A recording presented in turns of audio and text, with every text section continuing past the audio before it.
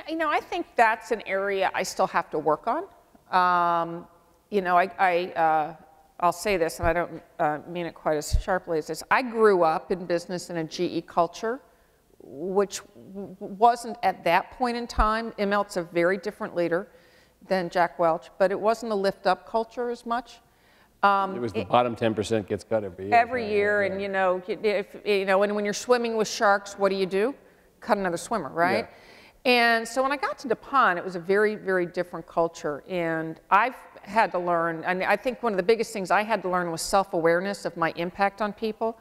And when I don't mean to be pushing them down, I mean to be pulling them up, but I've got to realize that and be cognizant of that impact I have.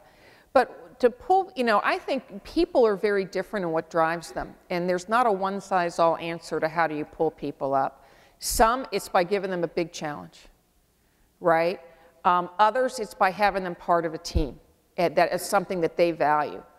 And I think one of the most important things you need to do as a leader, especially for your direct team, is understand what drives them. Understand what gives them pride and what gives them their sense of worth. Because I think if you can engage that, then they'll be with you. And you know, the easiest thing to do to lift somebody up is to just listen.